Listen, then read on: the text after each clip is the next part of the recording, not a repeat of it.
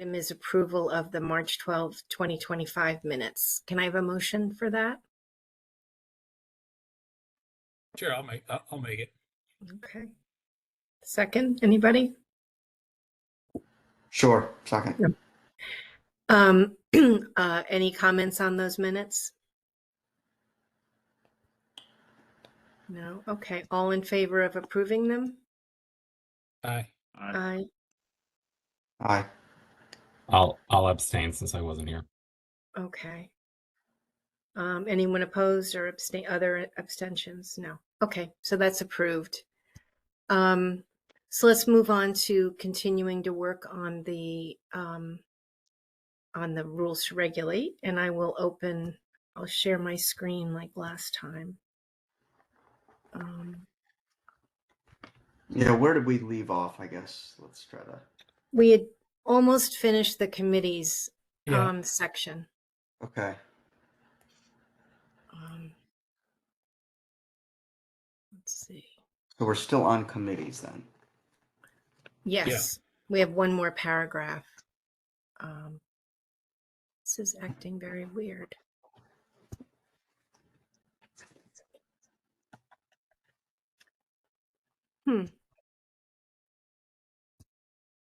Okay, here we go.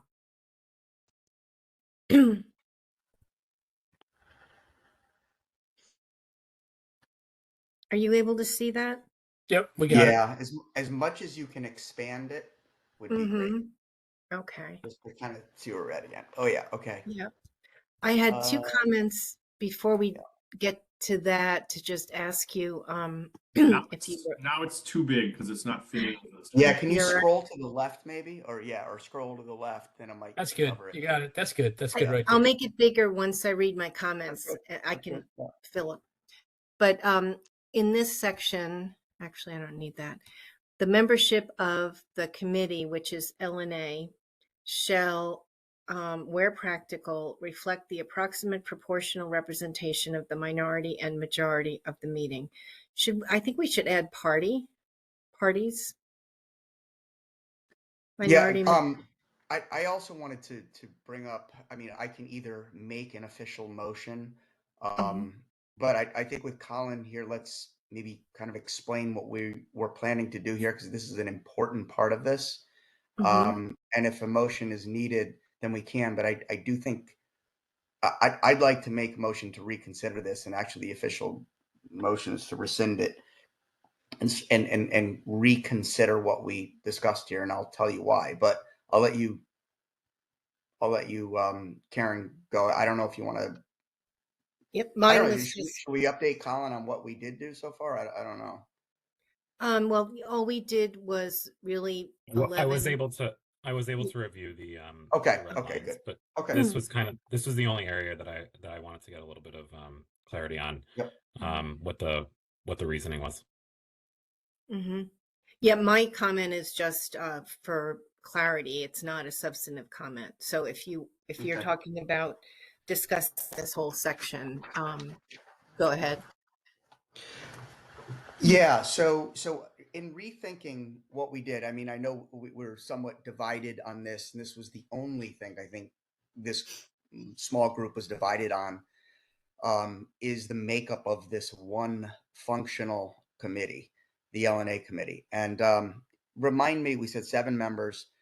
So I think I was advocating for a 4-3, and I was in the minority of that vote, or that discussion. And the two ways to look at this were proportional representation and sort of minority representation.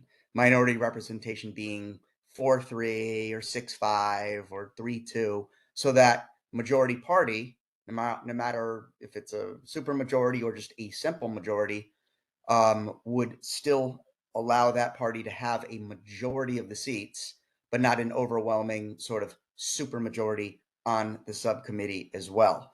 In other words, it's kind of like even our body here. Like this body is a 3-3. It's actually completely even, because it's a group that's discussing permanent changes to the RTM.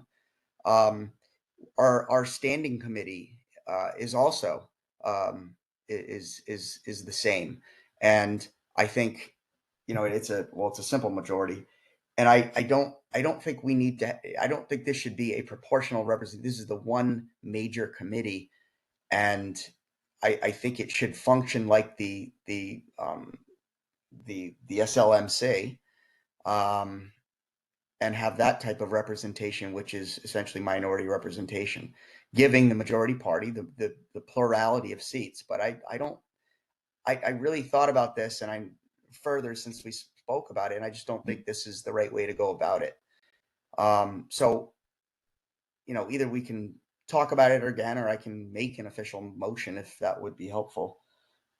If you want to get formal about it, but I think I really, and this is the one major thing I think we need to rethink.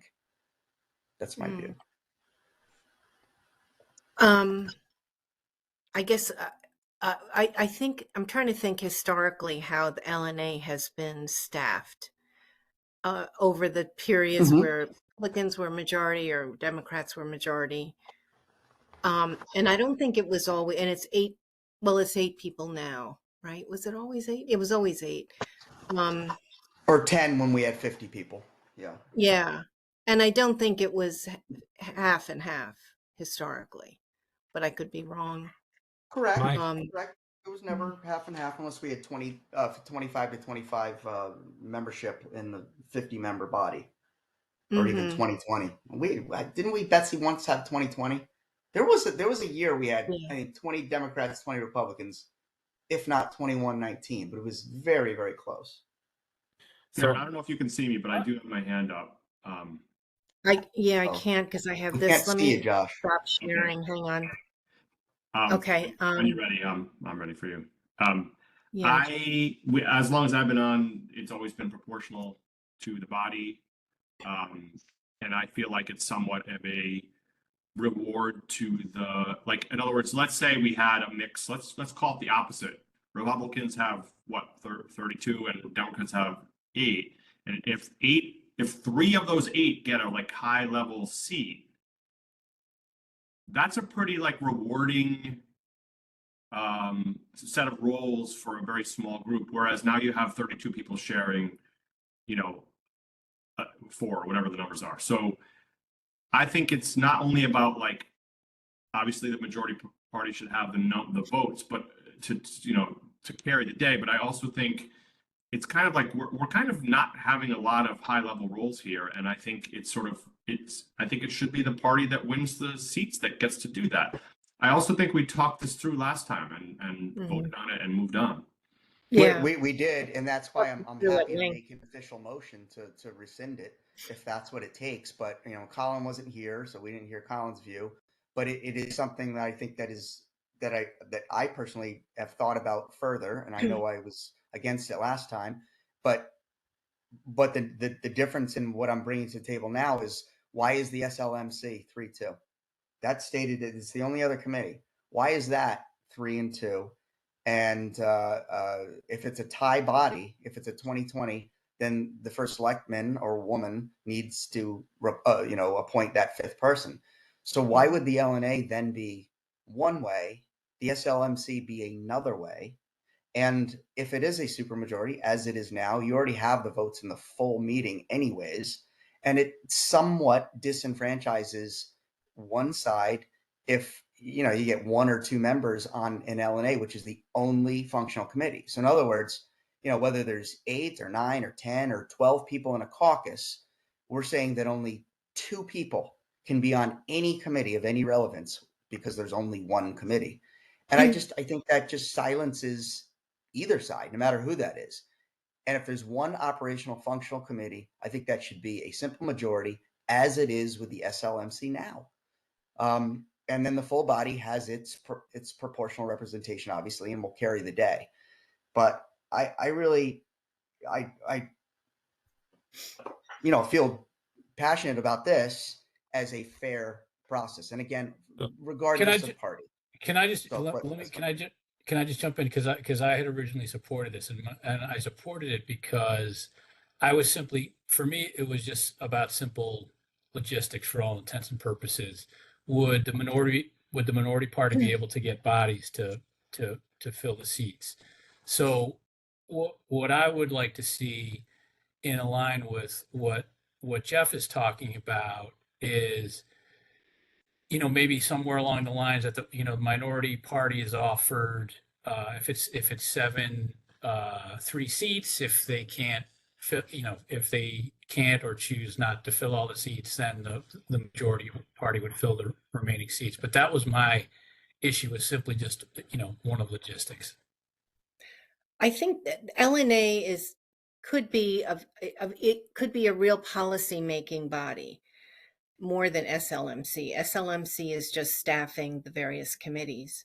So the party that wins enough of a majority to make it get an additional member, say, versus 20 to 19 or whatever, 21 to 19, should really be able to kind of run LNA and have a bigger voice in it, because that's what they were elected to do, in my view. I also think, since Mark isn't here and he had some strong opinions, that this is something we should discuss when everybody's here. We could try to, hopefully he can get here to the next meeting. We could table it and we have so many other things to do. But we discussed it at length, and he was very vocal. So. Well, then I understand what you're saying. Then what I would propose is, if obviously we're going to still not agree on this, I would propose that we rescind it, so it gets canceled out, so that there's no policy in place until we discuss it again with 6 of us. Why is that? In place as it is now. But why would we rescind it if this is what the majority approved at the last meeting? Why not wait? Because Colin wasn't at the last meeting. The other thing was that, when I think back to our first couple of meetings, I think our intent was, as we move forward with changes to the rules, the goal was to get not a majority. It's been a long day and I can't think of my words. Consensus. Total consensus, total agreement amongst the 6 of us. So that was one of my questions about the motion, was, were we all in agreement on it from the get-go? Because then that's totally fair and fine. But it did sound like at least Jeff had concerns, and the other concern that I had was I wanted to get a little bit of, like, when we start talking about proportional, then my mind, I guess this is the way I think, like, very much arithmetic based of, okay, what are the thresholds then? Like, there should be kind of like almost like a table that would show, if you have this kind of majority, what's the representation that then happens on LNA? And some of that, like, it starts to get kind of wacky from like a arithmetic perspective, because then you're talking about just one additional seat gets you one full other member on LNA. It just seems a little overcomplicated to me. Well, it's how it's been I've been on 10 years, and it's how it's been. But Josh, you have even more experience. Yeah, I've been on for 18 years, and this is how it's been every single term. And for us to rescind this would be to make a change. What the vote was last time was to continue the existing procedure of proportional representation on LNA. So if we're trying to go for consensus, which I respect that idea, Colin, the best thing I think we should do is leave things as they stand, which is to follow the procedure we've been following for at least 18 years and probably a whole lot longer than that, and then take a vote when we're all here, and see if we can come to consensus. We're probably not going to come to consensus on this, because Jeff seems pretty locked in. This is the second meeting we've talked about it. I think others are locked in on the other side, so we may not get consensus on this. This has got to go to the full body after us anyway. So, I don't know that we want to spin our wheels too much on this, but. But I mean, Josh, as someone who's been on the RTM as long as you have, I look at, we're going from 5 committees to 1 committee, right? This is an important committee, and it's one that is it is very similar in makeup to the SLMC. And I mean, yeah, we can make an argument that the SLMC has a different function, but these are two subcommittees of the body, and the SLMC specifically states to do 3 and 2.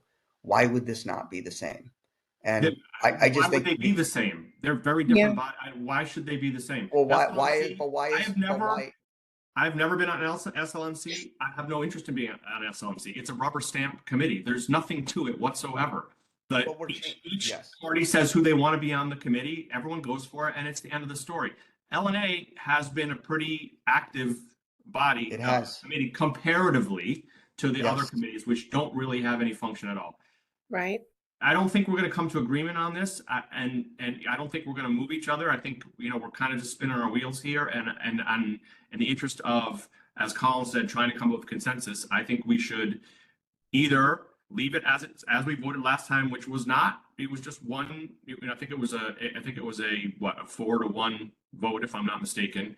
And that is consistent with how it's been done. So that is the closest thing we can do to not changing anything without consensus. I don't see the entire RTM voting in favor of this change. What we have is, and I don't mean any offense by this, but we have a party that's in the minority asking for more representation on this committee than has been done for years. And I don't see how the full body would ever vote for that, honestly. Yeah. Well, this makeup right now is what it is today. It doesn't mean it's going to be that way come November. It could Agreed. It could be the inverse. And if we're changing, we're making some major changes here, some good changes. And that includes getting rid of committees that are superfluous to have one committee here. And so we're changing some things. That doesn't mean we continue to do things the same way. Look at the whole parking authority discussion. We don't want to do things the way we've been doing it for 50 years. Now we're changing it. Well, same thing here. Okay, we've been doing it this way for a while, but now we're actually changing it structurally. So that may require a change in how the membership is too. It doesn't mean, okay, we've gone 5-1, but the membership should stay the same because that's the way it's been. Well, that was kind of the argument last night with parking authority, and that was pushed aside. So I guess it's not what I'm saying. I mean, but Josh, it is. You're keeping something in place. I'm saying you're not. I'm saying, Jeff, you're not going to get a body that has a big majority of one party to vote to give the smaller party a lot more representation on LNA. It's not going to happen. You're wasting your time. Like just true. About everything we're trying to vote on in general. I mean, so we're trying. Anyways, I'm just trying to be a realist here. I think we have. Yeah, the realism. We're not going to get anything through, Josh. Nothing we want to get through is going to get through. That's the reality. But let's try to talk collegiately as we are now. And I think we're 6 reasonable people on what is fair and what would work. And we're changing the structure a bit. That may entail changing membership. That's just my view. You're right. Let's not spin wheels. I understand what you're saying. I would hope you understand what I'm saying. Maybe you don't agree, but we're changing things now. We're changing things. And so I can tell, things have to be changed. I hear you, Jeff, but I think if the roles were reversed and I was in the minority and I was pushing for this, you would be saying, no way, dude. It's just the way it is. When one group is in the majority, they're not going to make a big this is a big change that you're proposing to what's been done for a long time. It's if the body was a Republican majority body, I think the way human nature is, you probably wouldn't be proposing this. I would, and you'd be saying, sorry, pal, it's not going to happen. I mean, it's just human nature. And I'm not saying you guys, we may be 8 next time. We may be 6 next time. I'm not saying it's going to stay this way. I'm just saying this is the body that's going to vote on this, as far as I know, is going to be the current makeup of the body. And I don't see them voting for this. I think we're wasting our time to try and put this in. Yeah. All right, let's move on because we're obviously not going to agree on this. Okay. Let me share again.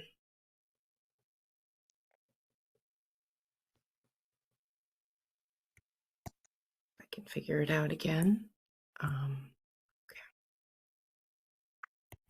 Okay.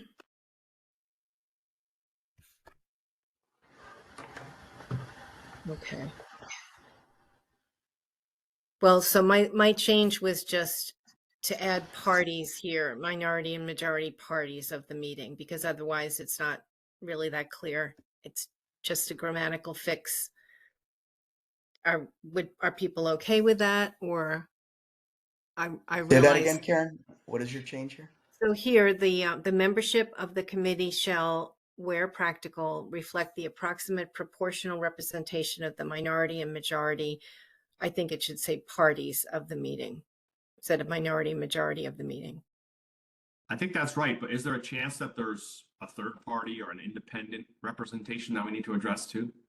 Yeah, there could be. How about of the parties represented in the meeting or something like that? Just the parties rather than minority majority. Yeah, I think so. You should put what you should do, Karen, is you should, yeah, actually that's right. Yep, you got it. Yep, that's it. Okay. And then I think I had one other question for you guys. Give me one sec, and then I'll make it bigger.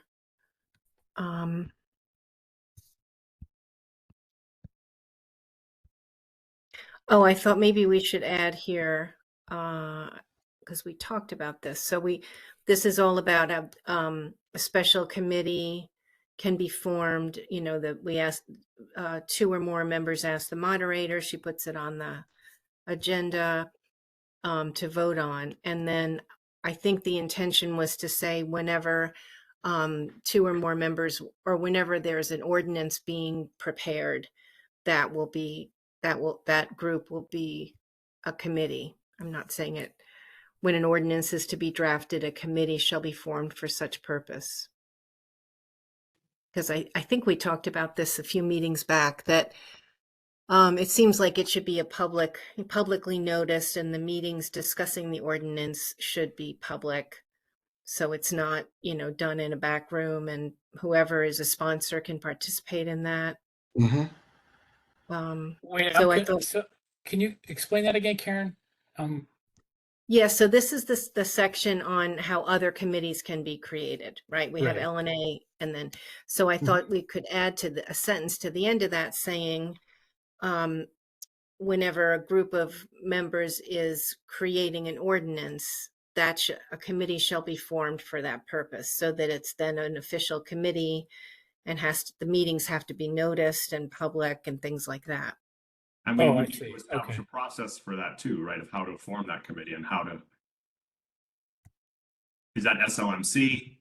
Is that the moderator? Is that anyone who wants to be on it? I would think it would be whoever wants to sponsor it and be involved. Presumably, if you're a sponsor, you're going to want to be part of creating the ordinance.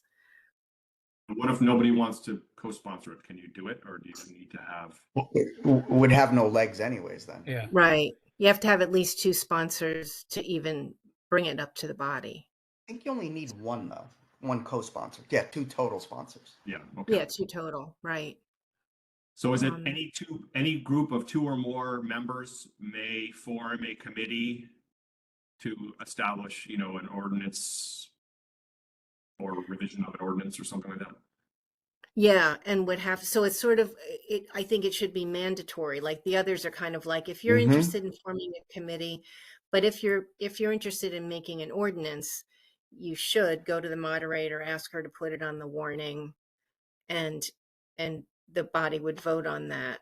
I guess that potentially means that the body could vote no, and then if you want to prepare an ordinance, you don't have that ability.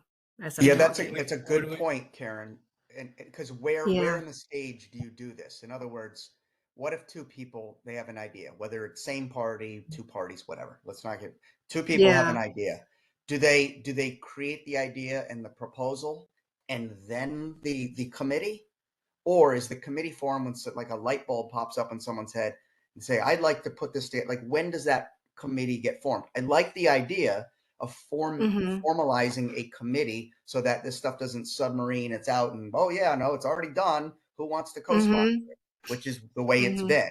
Everything's fully baked. And then, hey, do you guys want to sponsor us? Whoa, what?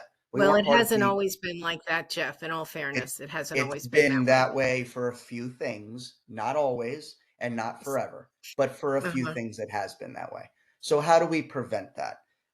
When would the ordinance committee be formed? I like your idea. Do we want to, I mean, this may not be a truly significant point, but do we want to make sure that it requires a co-sponsor so that one person, so that we write into the language, two sponsors are required, present their idea to the moderator. Mm-hmm. Then the moderator, this is how I would see it. So then they bring it to the moderator puts it on agenda. The entire body votes then to create the committee to work formally creates the committee to work on the ordinance. With respect to membership, to me, whoever wants to participate should be welcome to join that committee. Right. But we still have Jeff's question of like, when does that happen? Like, let's say I want to form, it'd be smart for me to go do a little research before I form a committee, but then am I at the end of it? Like, so at what point does the committee happen? Am I misstepping if I do some research, find out what all the other towns are doing, and then I say, okay, here's what I have, like, have I overstepped? Because if I don't do that, then maybe I formed a committee that's a waste of time. So it's you're 100% right. Yeah, I like that, Josh. Totally. Maybe when they're ready to draft, like if you're seeing what other towns do, you're not really sitting down to write the ordinance. Maybe I don't know how you put that in. And I would think, so Josh, based on what you just said, I would think somebody who has an idea, right, would do that first, right? Before you're going to go through the trouble and the rigmarole of starting to create a committee and starting to draft, you would probably have done some homework, I would think, hopefully. So I would think that should be done organically by the sponsor, the co-sponsors. I would assume once they've got to the point that they're ready to bring it forward to create a committee, they've done that, and then they're at the stage where they actually want to begin doing the research, which would necessitate drafting. So I don't know that there's language that we need to put in there to sort of mandate that, because I don't necessarily even know how you do that. Yeah, I think it's less about what the deliverables are and where they're at in those different items. It's more of, have you gotten buy-in from someone else on the body on this idea? Because if you have, that should mean that you have the prerequisite idea in place. And if the two of you have not baked it out enough, then the body should be able to vote it down and be able to say, that's a great point. What I would suggest, you're not ready to form a committee. What if we have two sponsors, two co-sponsors, again, anyone, two co-sponsors, they want to put forth an ordinance. They put together a one-pager or a summary document that includes some of the research and what they're trying to do, what the concept is, not fully baked, but pretty baked in terms of the concept of it. It's presented to the RTM. The RTM then has to approve of moving forward with it and then populating the committee. Now, the RTM is going to say no if it's not baked enough and have a sufficient enough amount of information. So that's incumbent upon the co-sponsors. We have a great idea. We've done some research. We'd like to do this. Here's our concept. It's almost like a proposal you're putting in front of the RTM, and the RTM saying, that's good or that's bad, or there's not enough information, or whatever. They vote on it. Committee's formed. SLMC populates it, and as Ken said, anyone can join. But something like that.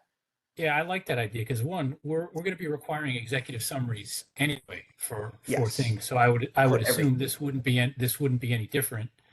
And if the executive summary, if it's not good or it's not sufficient, it could get voted down. But again, it also doesn't preclude the individuals from coming back a few months later after they've given it a little more thought, done a little bit more research, and try again. Yeah. And then you only have two members. It's not like, hey, the 10 of us are putting this proposal together. Hey, RTM, do you approve it? It starts organically, and maybe it should just be two people. Maybe it's just the two co-sponsors are bringing this forward. I think it was Dave Rock and who was the other one who proposed the change to parking authority? Liz. There were two. So why don't we just have two people, two co-sponsors, minimum? Well, maybe two, just two co-sponsors of an ordinance, put forward a proposal, short, but a proposal that provides enough information on what this ordinance is intended to do. And that goes in front of the RTM to vote and populated by anybody. And I boom, see. it's launched. You're saying, Jeff, the first step is 2 only, but then once it goes to the full body, it can be a bigger. Yes, Gotcha. 100%. Because that way it's not done by a huge group prior to the rest of the body knowing, and it's just 2 people who have good ideas and they're in on it, and they do some research, and it's co-sponsored or co-proposed at least. Have we documented for the executive summaries we're asking? Have we documented what that includes? I don't think we haven't really Not done yet. that yet. Okay. Mm-mm. Maybe when we do that, maybe we try and take that and almost use it in this paragraph as like here's what this summary should include. Mm-hmm. We did have some of this when Betsy sent over. There was something called 14 points information justification document. We had talked about this a couple meetings ago about forming I think it was building committees, or when bonds come before us. I think that was it. And we said we needed this, set of information. We could align it around that, or I like Betsy's 14 points thing. Betsy, I think you said the 14 points was only with respect to what? Public Works, right? Construction? Yeah, public it works. might have been. Right. It might have been not completely relevant, but there were some good things on it. But that idea is. Ooh, I'm muted? No, Betsy, you're muted. Oh, okay. Sorry, can you hear me? Yeah. Yes. Okay. The 14 points is required by the Board of Finance, basically. And you have to hit a certain threshold for funding, and what other, like it goes to Board of Selectmen, Board of Finance, RTM, but the threshold amount is what triggers the requirement of the 14 points. Like years ago, I used to have to bring that historic documents grant to the RTM, but now, that requirement has been taken away by the state. But I mean, it was usually like $5,000, but now this, I think, is for at least 15. I think that's the threshold. 15. Okay. Yeah, I would think just looking at Betsy's document, like background, purpose, and justification, just the main points, right? I brought some of it up last night. Maybe we don't need it to be. Maybe it doesn't need to be that specific or extensive, because they may be at an early stage where they can say, I guess we could say, why do you want this and what do you want to accomplish? But, they maybe can't say a lot of things about it because it's. Yeah, you're right. And Karen, in the end, I think the co-sponsors would put in enough information because they want to sell it to the RTM. Right. They're going to put enough information so we're all like not asking tons of questions. So you're right. Let's make it incumbent upon the co-sponsors to put together a summary document that is sufficient enough to present to RTM members for them to consider the formation of the ordinance or something like that. I agree. Doesn't have to be specific yet. The formation of it, like later on when the ordinance is being done, yes, you're going to have the reasons for it and the justification and timing and cost and all the different considerations. But for forming the committee, I agree with you. Do we need to put language in there that requires the committee to elect like a chair, co-chair, and secretary, or is that already embodied in like the town charter somewhere where that's not necessary? I would say it's in Robert's rules. What do you think, Jeff? I don't think for an ordinance committee we've ever had a chairman and vice chair, because it's just been, a group of people who want to get it done. And I guess it can be done between them if they want to elect someone, but I don't think we've ever had a stipulation that says any ordinance committee, because these ordinance committees have been so informal. And now we're trying to formalize it. Yeah. Right. So I would hope that they would do whatever any other committee would do. And it's a good question, Ken, about. Like the senior tax relief is an ordinance, and technically they elect chair, vice chair, and secretary every time they revisit it. I don't think it's I guess they should vote too. What if you have it's not consensus maybe on that committee of what the ordinance should be, so they have to have some mechanism for deciding what they're putting forward, right? Mm-hmm. Yeah, you could have you could have points of just like what we dealt with. You could have a point of contention in the language. So yeah, I would think they would. Mm-hmm. So should we say here they'll? I mean, we don't say it for LNA either. Well, Karen, let me ask you guys this question because you know this better than me. So we create get the request for the ordinance, get the executive summary, put on the agenda. It passes. The committee's formed. 10 Mhm. people say, "Hey, I want to participate in a committee." They participate. They then are on that committee. Going forward, then, like all of their every time they meet as a committee, that has to be like noticed, and any of their meetings are public. Then, correct? Yes. Okay. Yep. Do we have Go here ahead. just my thought, right? In drafting an ordinance, so it's a lot of I'm just going to call it like dirty work behind the scenes, right? Mm-hmm. Does that stuff need to be public? And is it even feasible that like all that kind of stuff could be public, right? Because let's say maybe you have 2 or 3 members working on some, whatever aspect of it, Right. right? Does that stuff need to be public? I guess that's my question.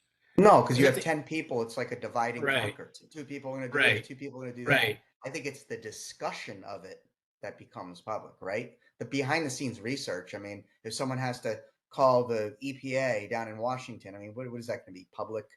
I think everyone has to do their own research to get the information, and then it will be discussed at the meetings that will be publicly noticed. Right, My but guess. you could also have a situation, Jeff, too, like maybe 2 or 3 people are tasked with like actually drafting the language of it, right?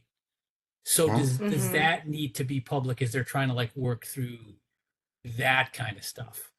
Do you see Yeah, I do you think see they what I'm should saying? be. Like, I would think it should be like what we're doing. Like the red line is on the agenda, on the materials for the meeting, and anyone who wants to listen can see what we've done and what we're doing.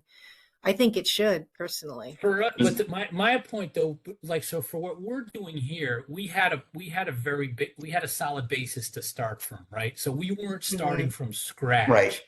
Right. Had we been starting from scratch with nothing, that might have involved many more conversations that could have taken place just between like, Jeff and Karen, you guys had a conversation about this, or Josh and I had a conversation about that. There could have been many more conversations required to start to get to a point where you're drafting something. And maybe you guys think it's not a concern. I'm just bringing it up. Do we have to consider something like that? That's all. Yeah, I think the and rule is baked in. Yeah. If you have a quorum, it's got to be publicly, right? If you have Does that less than a mean quorum, then you can have separate conversations. I mean, we're recording this. Does that mean we're asking it to be on WebEx and recorded and all that stuff too? Yeah, I think so. I mean, that's That's a Yeah. big burden. I mean, there are times when the ordinance is a matter of like, we need to edit an ordinance that's Yeah. 5 years old and update the numbers here. I mean, sometimes these things are pretty straightforward and simple. right. Just this day and age, we're now recording everything, every Yeah. discussion, But does it- which is double-sided, right?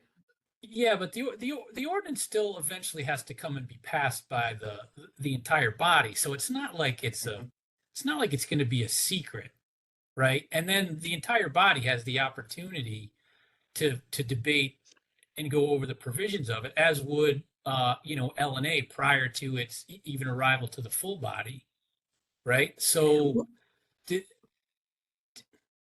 I guess I just want This to make would sure that we're allow, addressing whatever we need to potentially address here. And maybe I'm sort of talking myself now out of my own suggestion. Is it just we leave it as is and just let it happen organically and not worry about that kind of stuff?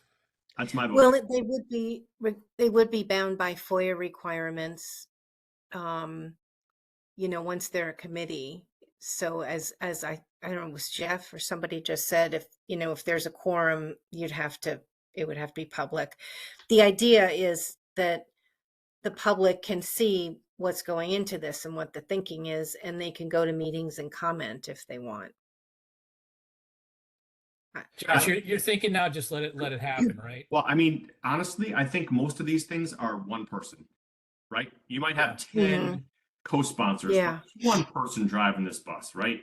They're lucky if they Yeah. get a little bit of help from somebody. Like maybe one of the lawyers is going to help them with the drafting or something. But in general, we've had members on this body who've done countless ordinances, and then there's people like me. I've never really, been heavily involved with creating an ordinance because it's just not something I've done. So I don't know 100% how it works, but my sense is that it's like one person driving the bus, and they're lucky if they can get any help at all.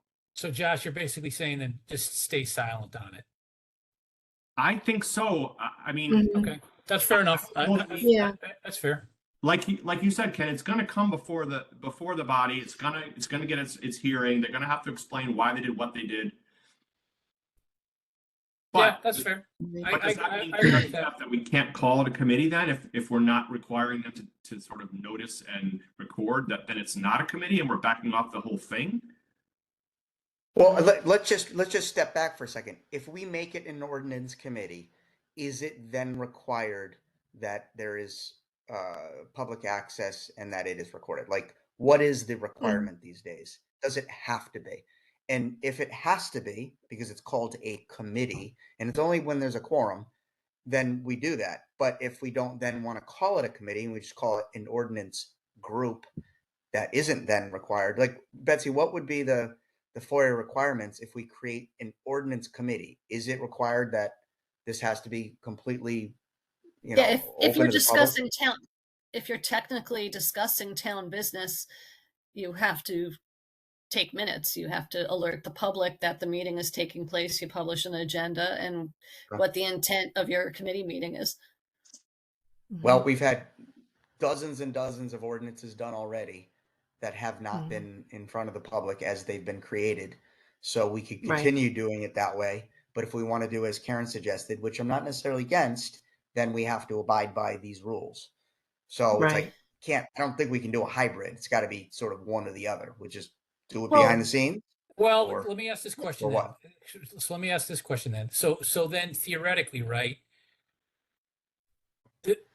A person who would understand like this rule should know that, okay, I need to do a lot of homework first before I even take the step of getting a committee created, because at that point everything's got to be formal and everything's got to be recorded.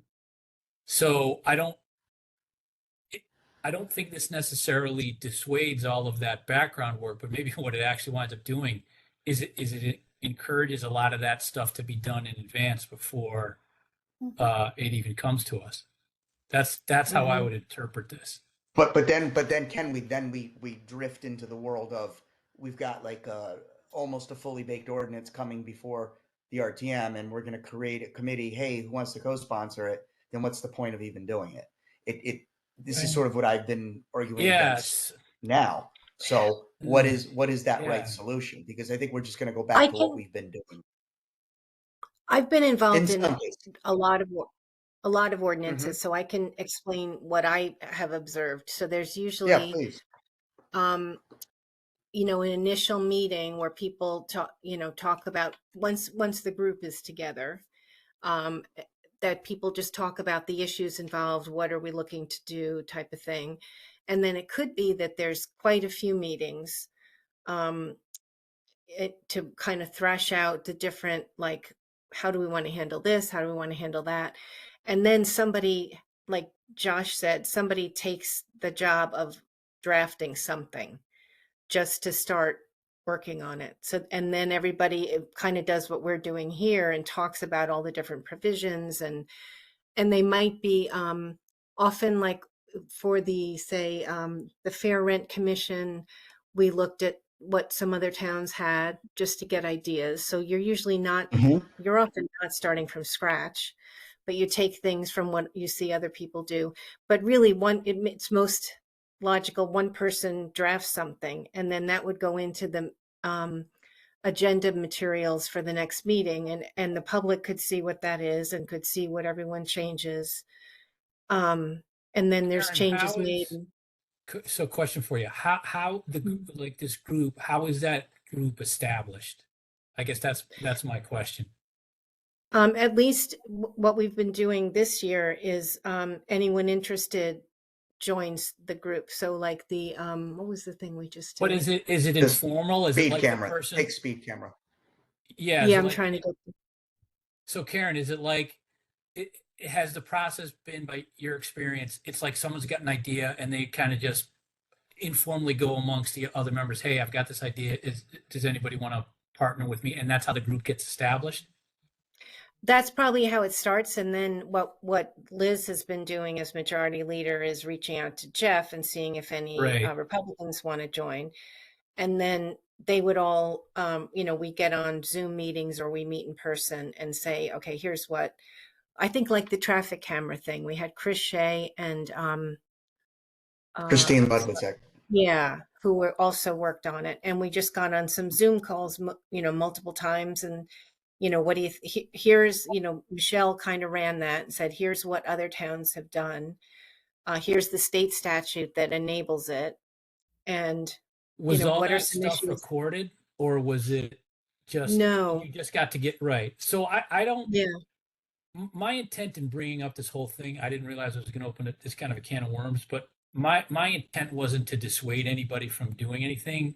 My question was just if we needed to put structure behind the committee once it's formally formed. But I don't want to prevent the scenario that Karen's describing here, where somebody has an idea, they start to recruit people, then maybe bring it to their leader, whatever, both sides like, hey, anybody interested? And I don't want to dissuade any of that. So I guess I would say just leave the language as is and let this process, as it is sort of organically grown, continue to operate. And then when this group feels it's ready and it comes forward, and then a formal committee is structured, and at that point any deliberations need to be recorded. But I don't want to dissuade people from doing work, because to Josh's point, it's just some of the stuff is just not logistically feasible to have everything recorded and formalized as a meeting, especially in the early stages of this stuff. I wonder. Yeah. Go ahead. I wonder if there's a way. So if we're leaning towards not formalizing the committee structure, but we sort of have this goal of wanting the whole body to sort of be aware of what's happening and have the opportunity to get involved. I wonder if there's, it comes to it comes to LNA, and then LNA deals with it, and the whole body gets in their packet, but they don't really hear about it. I wonder if there's more of a report out from LNA to the whole body. Right. So like we hear it, let's imagine it was still us. And so we're LNA, we hear it. And then the next Monday, there's the main meeting and it doesn't come up. Maybe LNA should report out, or maybe there should be a report from the ordinance leader and LNA or something, telling the body, this is what's coming to you. This is where it's at. LNA is still working on it, or LNA passed it through. Right now, it's sort of like a very informal, like it was held in LNA or whatever. But maybe it's more of a formal introduction for the whole body of what's going on, without ideally getting too deep into the weeds. I like that idea, Josh. So basically, what you're saying is, once if you come and you present this, idea, then even before it's formal, if you will, you have an obligation as a committee to at least provide a monthly update to LNA or the entire body with where you are with that. Is that kind of basically what you're saying? That's taking it to the next level, which is good with me. Yeah. So I was thinking about just at the regular, as we do it now, presentation to LNA. I think you're saying let's back it out and have them. Oh, okay. Yeah. No, either way, but you create you're creating the feedback loop, right? So theoretically, the entire body should be aware, whether it's through LNA or through the entire body itself. Yeah, I mean, I like that idea. And to me, again, doesn't need to be long. It could be 2 or 3 minutes. Here's where we are. Here's the items we're discussing. And that's it. So can you outline again the steps of what you're talking about? What? So what I was suggesting is, I think we're moving away from this formalizing a committee process. So we would kind of live. This is just one idea. Yeah. I'm saying we live with kind of how it is now. It's informal. It's not recorded. It's not noticed because it's not really a committee. It's people working on something. And then at some point, maybe when it comes to LNA as it does now, maybe at a stage earlier, Ken was saying it comes before the body, not as a presentation, but as an FYI. To let people know this is what we're working on. This is why. Maybe we have that executive summary shared around at that time. I was suggesting that happens when it comes to LNA the week before the meeting it's not heard at currently. So it would come to LNA and then it would be heard at that immediate following meeting, not as an item for voting or even discussing, just as an FYI. And I think Ken was taking it even farther and saying maybe even before that time, they should be giving us regular, some kind of frequency of updates that they're working on this and here's where they're headed.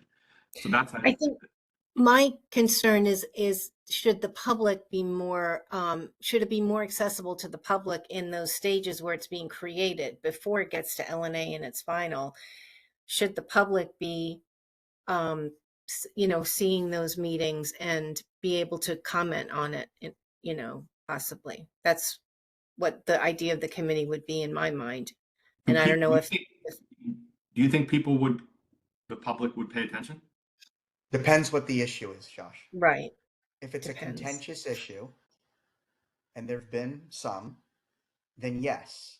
If it's a pretty the concept of ordinances, as you know, Josh, and a lot of you guys have been on for a while, is it changes law in town or establishes a legal precedent going forward. It's a pretty important thing that we do. It's a permanent sort of piece of legislation. Therefore, the concept is to try to get as much bipartisan and full support of the body to do that. And it, oftentimes ordinances barely pass sometimes, but it's nice when they somewhat go through a larger majority, and then it's the right thing. So having more openness to the public for things that are potentially confrontational, not just among us, but even among the public. I mean, the noise ordinance was pretty split in the town. It was pretty split, or whatever. It was close to split. But things like that. I think if the noise ordinance had done that, people would have wanted to be part of the forming of that. That's just an example of one of the ordinances that have been pretty divided. Not all ordinances, but it's one of them.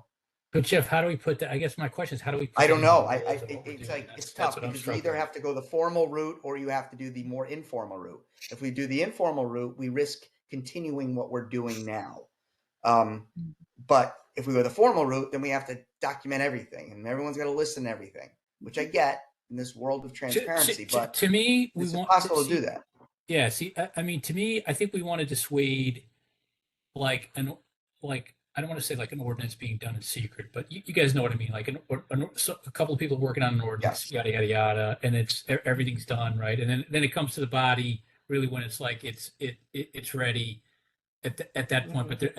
But then there's really like only a couple of months, right, to kind of think about it. What I think we're trying to encourage is that the body is aware of that process from the very beginning, right? So idea stage, creating, getting the people to participate in that, because we want to encourage, because I think what we're talking about is encouraging people to work on this stuff, but at the same time, keeping the entire body to a certain degree up to speed on where they are. But how do we create a rule that compels somebody, or what language do we use to put into this document that compels somebody, hey, I've got an idea for an ordinance, I need to bring it to somebody's attention to kind of formally begin this. That's what I can't figure that out in my head right now. I'll show you the language I drafted in a minute and see what you think. But I notice now that we do have a member of the public on, Marcy Spolier, who's the moderator of the RTM, and she had a comment on this issue. So, Marcy, would you like to speak? Oh, you're on mute. You're on mute, Marcy. Mute. You're still on mute. And okay, can you hear me now? Yeah, we can. We can Yeah. hear you. All right, sorry about that. So I had a few comments about it. I do think, don't we, when the ordinances get to LNA, don't you want them already fully baked as far as already written? by the time they get to Mhm. LNA. So I think Yes. that's too late to notify the body. I think that it has to happen much earlier than that. And I think especially for somebody, let's just say like a Josh or me, that's not comfortable as Karen, like writing an ordinance because we don't have the career history, right? So, you know, if I have a constituent that says, everyone's emailing me saying, all our mailboxes should be green because it's better for the birds. Okay. And so I'm like, wow, I have like 20 people emailing me that my mailbox is, I want to make an ordinance that it should be green, but I really don't know much other than I have all this public comment, you know, telling me that, but I want to work on that because I think it's a good idea, but I don't know. But I don't necessarily have the skills to take that to the next level. So that's when I think, hey, Madam Moderator, can you put this on the agenda about mailboxes should be green because of the birds or whatever? And this is why I want to do it.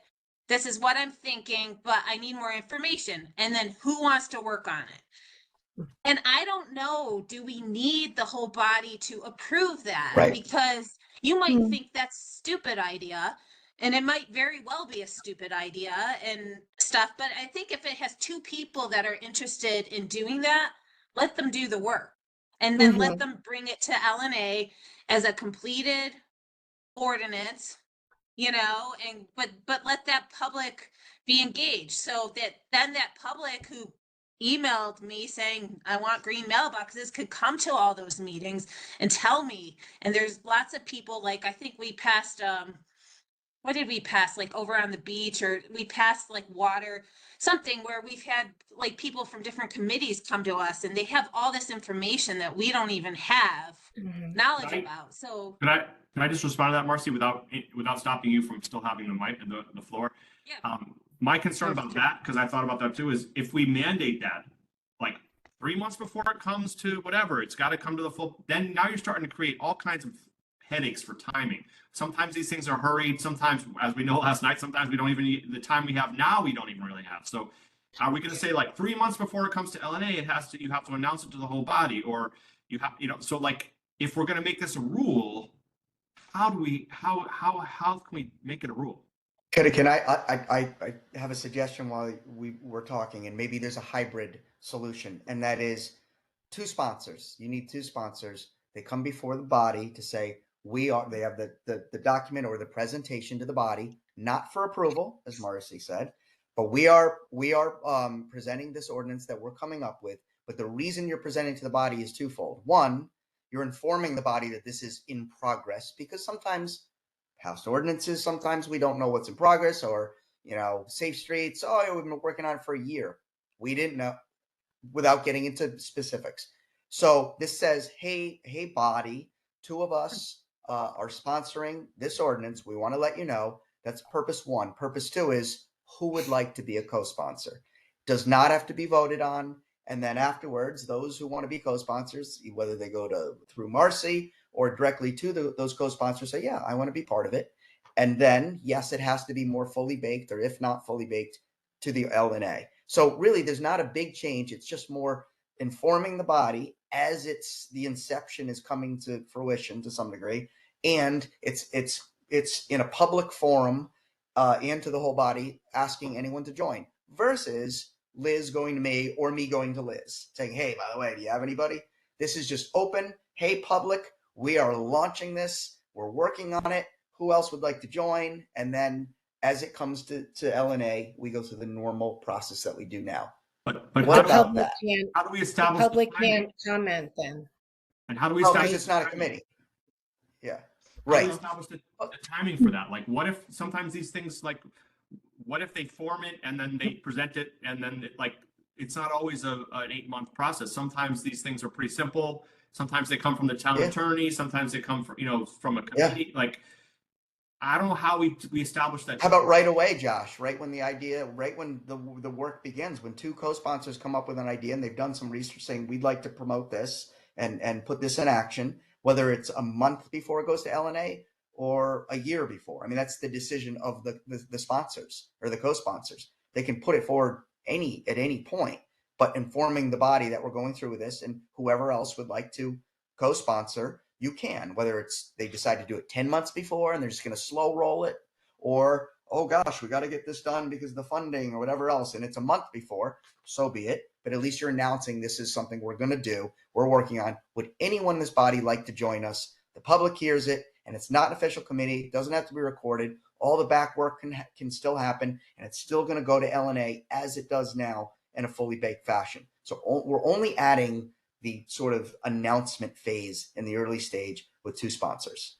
That's all. With an overview. It solves the Yes. problem of people in the body feeling like they weren't informed and allowing them to get involved earlier. But what about the public being part of the process and hearing the discussion about how it got made? Is that not important? And I need to know it what is everyone important, thinks. Karen, but it hasn't been the way business has been done for 50 years or however long we've had the rules to regulate. The public hasn't already been involved in the gestation period. It hasn't. I'm not saying that's right or wrong. Should they be? Should it be more transparent? Yeah, I think Go I ahead, may Karen. have an elegant solution to that, and this is where we have like the monthly feedback, and whether it's to LNA or the entire body. My recommendation would be, once they form the group, that every month they have to give an update to LNA. That is a public forum, so the public would theoretically be made aware of it if they chose. But by the same token, it also serves 2 other purposes. It can keep the entire body informed, and then it also holds the feet to the fire of the group working on it, so it gives them some reason to continue to work and make progress and move forward. That's what I think the public loop. And that was Josh's comment earlier, right? Wouldn't that just encourage everyone to wait till I finished because I was going to comment Marcy. on my thought on that. I know you're saying LNA, but can we have Betsy, I don't know if we can do this or not, but can we have like a standing agenda item, like that always says like any ordinance reports, and on that agenda item, any ordinances that are actively on our list, people can come up and say no progress. Or they can say we've done this and this, and then the public can come up and say that's a bad idea or that's a great idea because of this. That allows for public comment. That allows for people to process that through, and the people on the committee to make those changes. I don't know. That's what was my thought on that. I like that, Marcy, because it brings in public input during the creation phase too. Yeah. I think we've all come up with some good ideas that we could just put together. I don't like that. I mean, I like the sentiment of it, but I think that how the sausage gets made is not what we need to be publicizing. I think it's really the concept. I think it's where we were talking before, like these 2 people or these 5 people, whatever, they want to create an ordinance, and here's why. Here's the executive summary. That should go to the body, and it should go to the press, and it should whatever.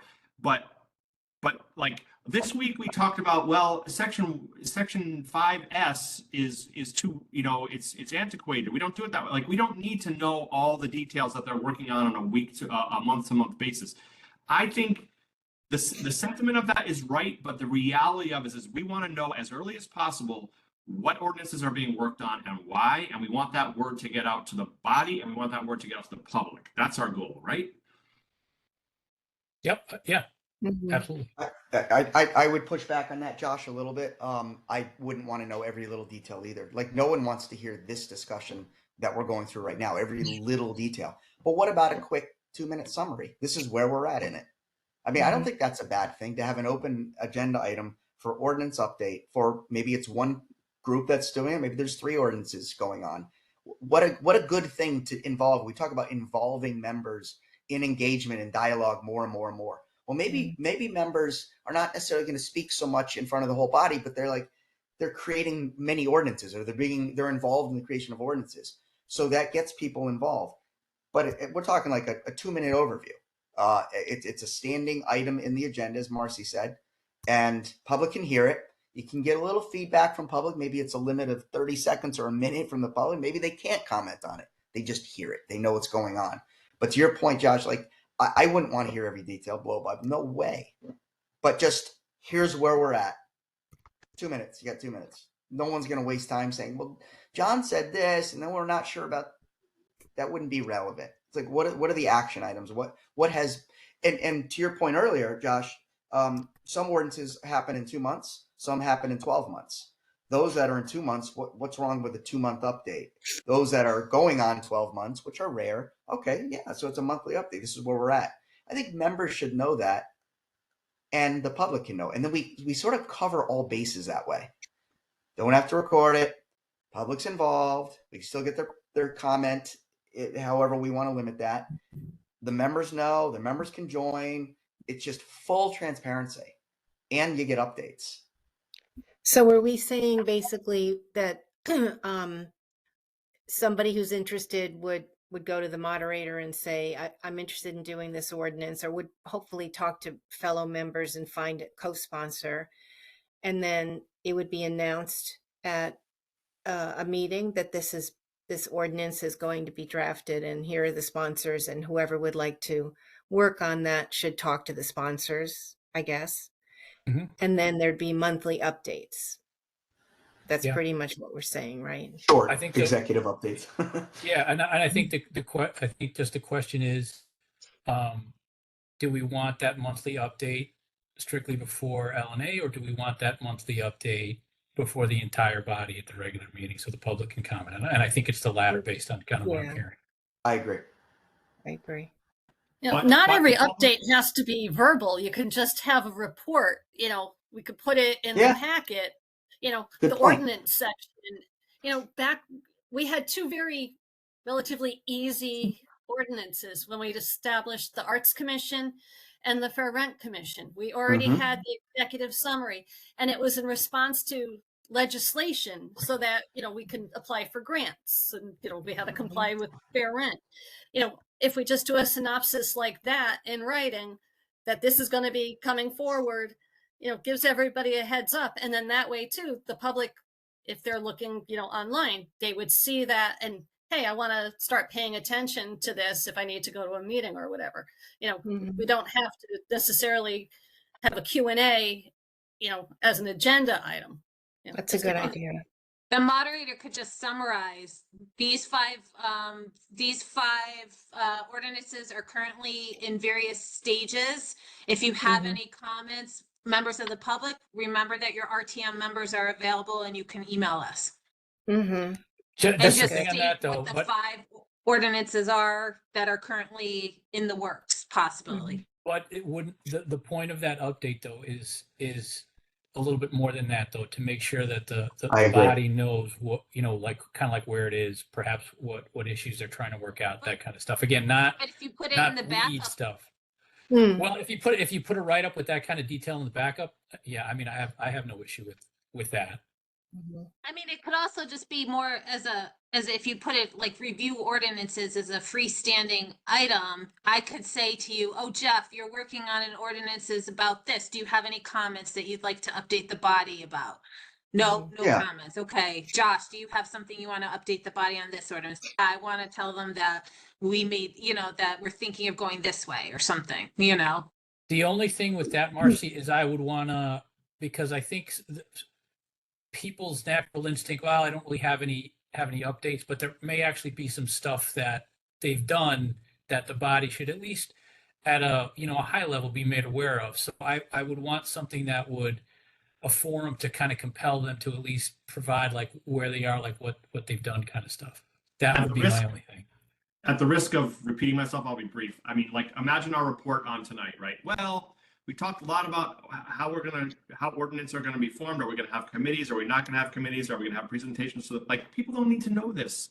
What they need to know is like where we land. And I think all this kind of back and forth thing is not gonna really help. I don't think that is gonna drive more public. Like, honestly, if it's a contentious item and I'm on that committee, I'm gonna try and hold that contentious. I don't want to present that before I'm ready to. Yeah. I don't want to raise the issues before we've sorted them out as a committee. Like, I just feel like it's either mundane and nobody cares, or it's contentious and you need to figure it out before you present it. Mm. So Josh, then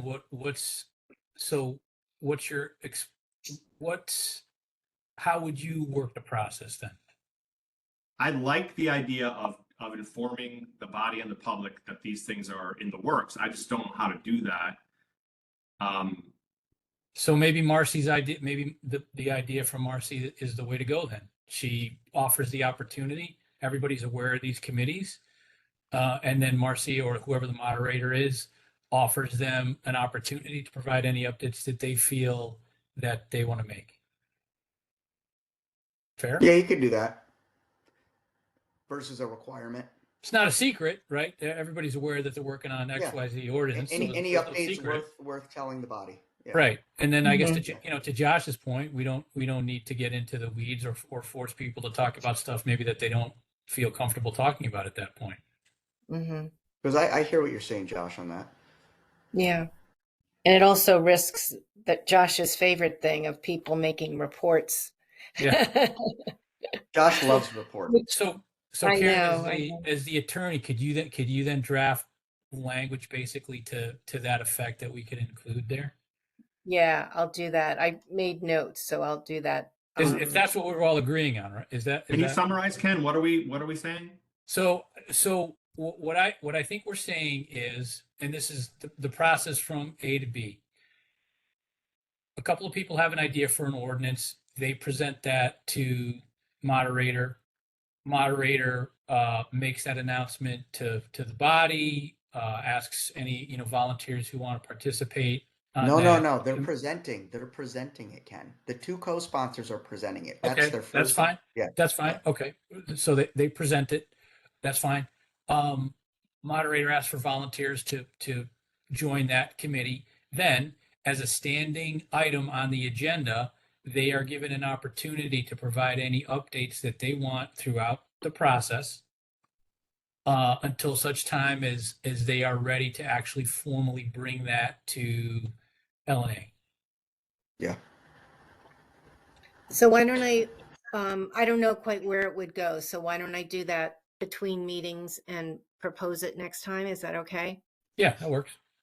One question to consider is: would you open at those at the regular meetings when we have those optional updates? Will members be able to ask questions? Because then it could get into the weeds. It could be a deep discussion. Those contentious points could come out.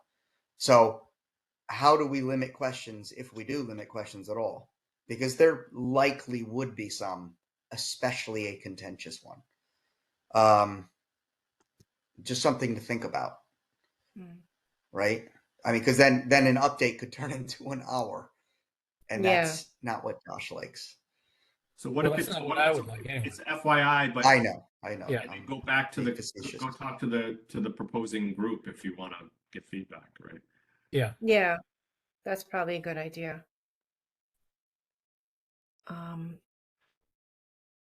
Okay. Let's move on to the next. That was a good discussion. I know it was long, but I think that was really useful. Okay, so we were here about standing committee reports, which did we decide to just delete this? There are no standing committees, right? Yeah, only LNA, and they're not going to do a report, right? So I think that all comes out. One thing on committees, since we're still talking about committees, is I mean, right now it's live, both committees and full meeting. But the public doesn't. I don't know if the public knows which one to ever go to. I think they generally know. Let's go to the full meeting. Some know to go to the committee meeting. But at the committee meeting, the notion is we're not discussing and we're not providing comment. Now, I know I even provided comment last week, and we can all slip into that mode, especially when it's 12:15 in the morning.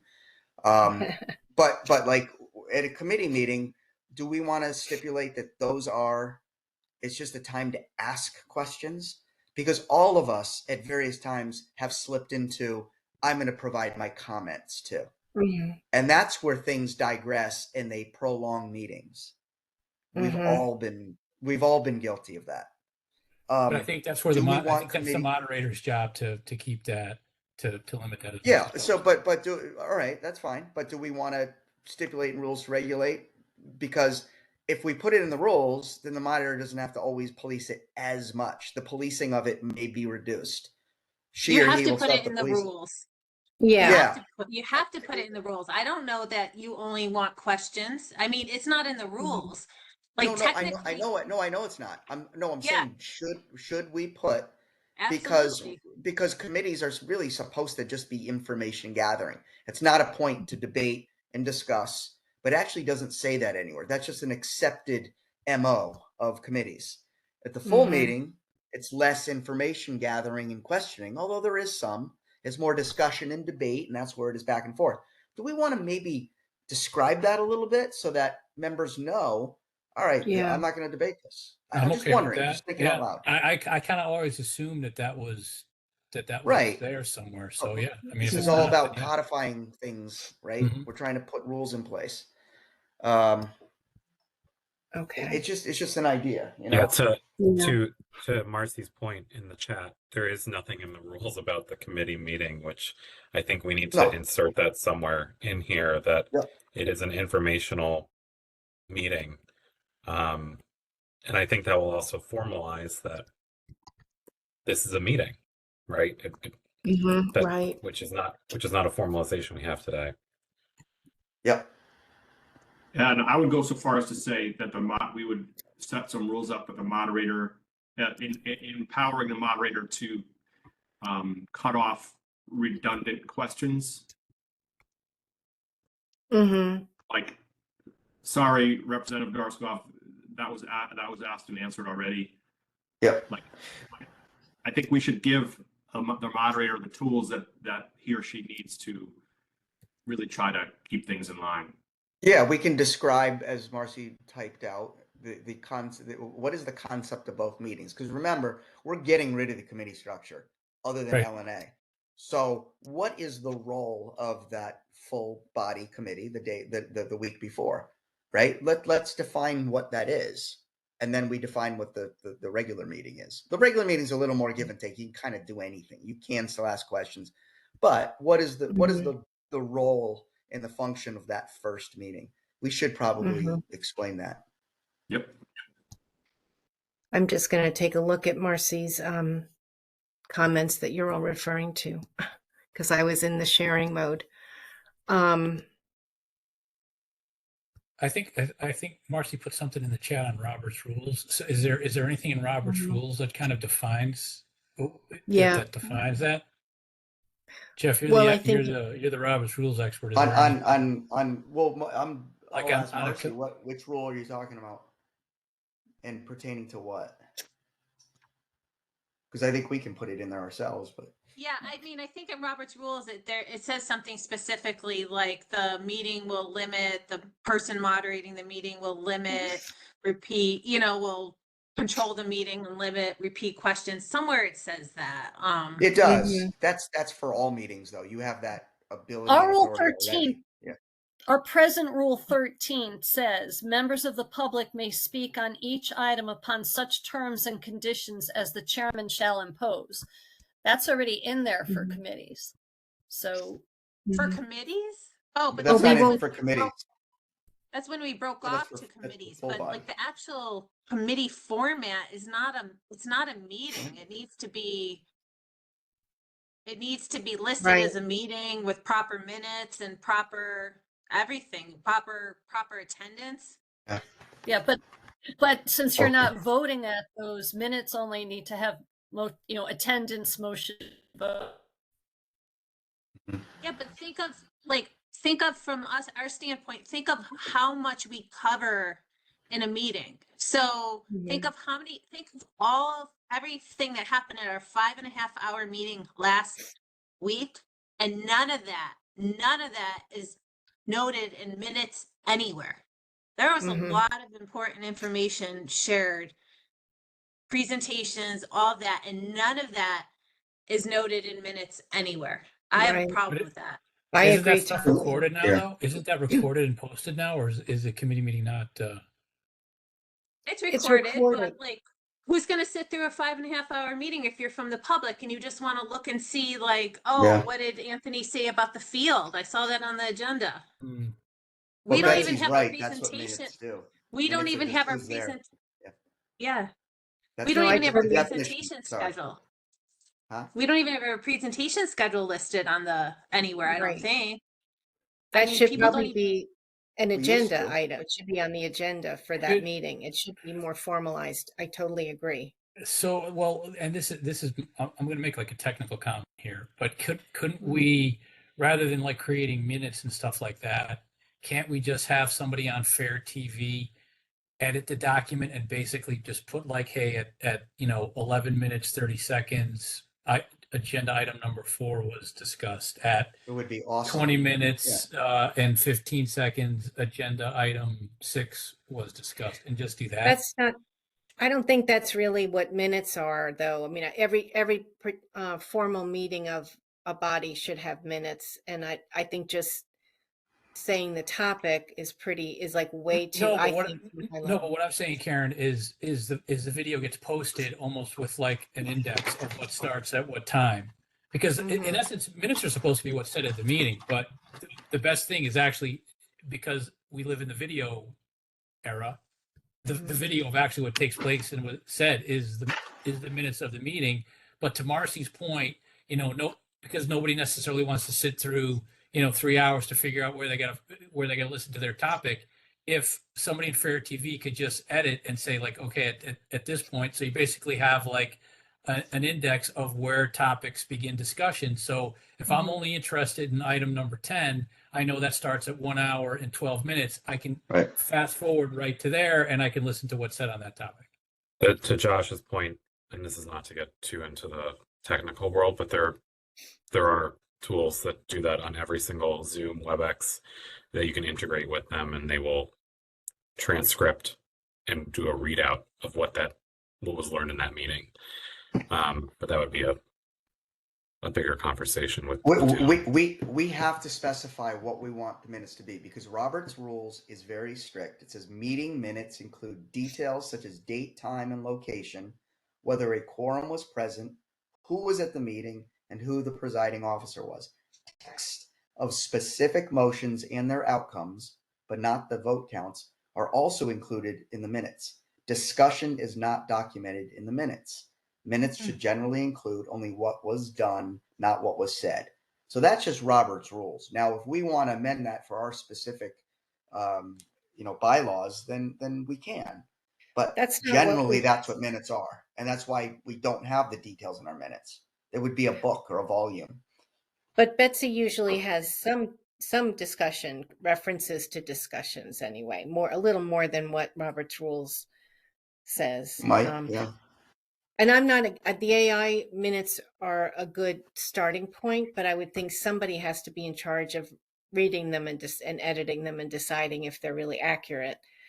But I agree. I think it's true that there wouldn't be as much to write in the minutes for that meeting, because there wouldn't be motions, there wouldn't be actions taken.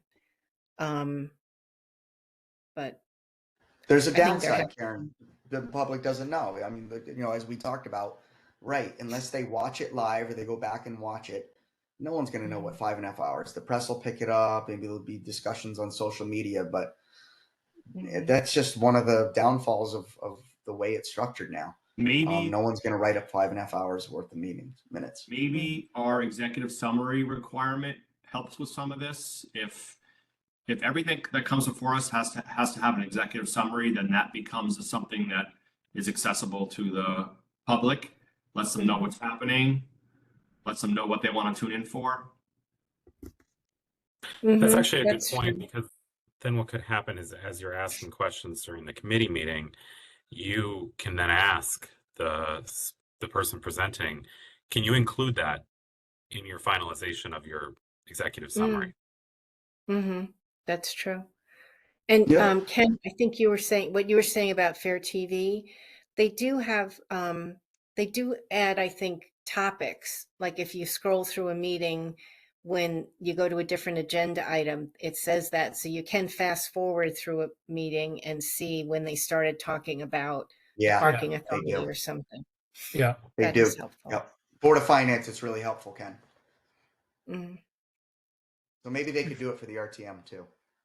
They do it for the RTM. They actually they? got mad at me because they were confused. They said I switched the some role. Oh. Remember, Betsy? They sent me the email. You were on that, I think. I was like, "What are you talking about?" They're like, "Can you tell us what the order is?" I think whoever sent, they didn't understand the consent calendar. They're like, "You're taking things out of order, so we can't post the right thing, and we're not ahead." And I was like, "That's called the consent calendar." Like, like Wow. Yeah. so they try to if they know, Yeah. but yeah. Yeah. Yeah, we took something out of order for the presentation schedule at the committees, you know, so that I think it was Mark wouldn't have to sit Oh, so through Mark all could the speak bonding. twice in a Yeah. row, yeah. And they were all like, "What?" Yeah. But I guess to the original topic though, is there language in Robert's rules that we could cannibalize for how we want our meeting to run rather than just completely starting drafting from scratch? Meeting What do you to mean? run in terms of what? Well, because I think what I'm hearing is we want to put specific rules in terms of define the operation of both meetings, what I'm going to refer to as the committee meeting, and then I'll call it the general voting meeting, right? And so my question is to the experts, and I'm looking at Jeff and Marcy on this one. Is there language in Robert's rules that we can use as a starting point to define how those meetings should operate, so that this way we don't have to start from complete scratch? I think Jeff read it. Yeah, like, I just read the minutes. I read the minutes part, but I think what we're talking about and proposing here is something that's our own bylaws, our own thing. And there's nothing necessarily in Robert's rules that says any committee meeting members can't have debate and discussion. Remember, most committees are smaller groups. Ours just Right. happens to be 40 people. So I think we have to make it how we want it to be, and we can do that as long as it doesn't violate Robert's rules. We can get more detailed and have our own specific bylaws, which actually supersedes Robert's rules, as long as they don't violate them. I have a suggestion. It's 8:30. I think we usually end around 9. We're all shot from last night. What if we come up with like just a little hit list of things we want this meeting to look like? Don't try and write anything. Let's just like make a few items, such as, you know, no commentary, only questions, right? I think we've talked about that. Such as if you agree with me, the moderator can shut down redundant questions. Like if we could just come up with a little list of the thing, and then next time let's dive in with trying to draft it. Does that make sense? Yeah. Okay. Yeah. do would- the rule. I'm sorry. Can I speak? I'm sorry. Yeah, sure. Go ahead. Do the rules apply though? Like, so like what I'm always worried about in the committee meeting as moderator is if I say to somebody, "Hey, that question's already been asked 5 times," someone's going to say you're like limiting my speech. So it should definitely be worded in the document so that the moderator knows. And then is there a vote that can happen that if like Karen doesn't agree that that question's been asked already, can someone make a motion to oppose the ruling of the moderator? Yes, it's called appeal. Yeah, you Yeah, it's an appeal. so You can do that now. regular motions can occur at this meeting. Oh, That's yeah, like one yeah, thing. yeah. Yeah. That's Okay. that's an example of how we can't violate Robert's rules, Okay. but we There can you get go. more Okay. specific on it. That's Okay. all. So yeah, absolutely. Okay. I would Yep. propose that maybe we call this the informational meeting as Yeah. a suggestion. The I research. literally research. I just wrote that down in I was writing Great my minds list. think alike, right?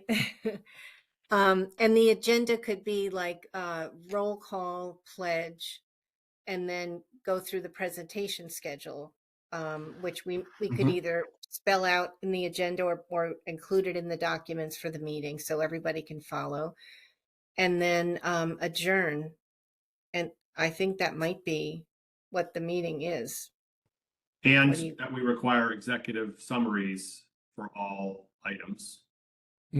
Right.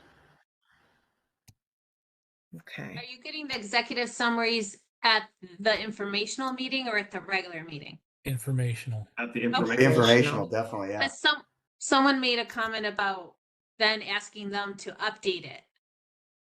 Yeah, Colin did. It's a great That was- idea. I don't know how feasible that it is in the week though. Yeah. Yeah, that's true. Well, And there could be remember, other it's for the updates. public, during the though. week. Yeah. it's important for the public. If anything revealing comes out of a committee meeting, maybe it should be updated. I mean, that's I incumbent was upon the almost presenter. I was almost thinking of it as like using that executive summary as what we do, replacing what we do today, which is a lot of email back and forth and sharing out that answer. Ra Rather than doing that, the Oh, department just needs to come yeah. back to us before, I don't know, call it Friday before 5 p.m., before the general meeting, with their finalized executive summary. Mm. I don't know if that's possible though. We just don't want to take away the ability to provide to question and answer during the week. Like if someone Right. comes up with a good question on Tuesday, you don't want to wait till Friday for the summary of it. Yeah, You want I to don't still think have that it that back and replaces forth. that. I think it's that Yeah. rather than the department head having to email back Marcy, they just answer that in their executive summary. So we'd have to wait till Friday to get the answer then? What if you really need an answer Tuesday or Wednesday after the committee meeting? You like next to I like the idea, but I don't think that should. What if people really want to Also, know is Tuesday or Wednesday and it affects their thinking and we have to wait till Friday for the answer? I don't know. is that And a you have more burden also? questions. I wonder if that's a burden for them to keep physically updating that in addition Yeah. to maybe responding to Marcy. I was mostly thinking of like the efficiencies of the moderator. Like that's just No, I Marcy. get it. I can only imagine the amount of I work. appreciate that because that week Yeah. was not great on me. Yeah. I think I think the way information is shared now is fine. You know, at least in the week between meetings, I don't have any issues with that. To Jeff's point, if somebody asks a question on Monday and a response comes back on Monday afternoon, I just as soon see it on Monday as opposed to be waiting till Friday anyway. Mm-hmm. Unless they want to do both. We do both. Well, Summary. I wouldn't want to create more work. My only thing is, is there a point where we want to cut off, question answering, or question asking? Is that like close of business on Wednesday or something like something like that? Because I think we want to be respectful of whatever answers come back, but I think we also want to be respectful of the people who are being asked the questions, that they're not necessarily always having guns put to their head and having to respond at the last minute to something. And I don't know that that's necessarily a big problem, but I do think maybe there should be a cutoff time. But then what about go ahead, Marcy. No, I'm sorry, you're a member. Go ahead. I was just going to say, but we ask questions on the following Monday. So does it end on Wednesday and then reopen on Monday or something? Oh, could, yeah. I mean, it could, I suppose.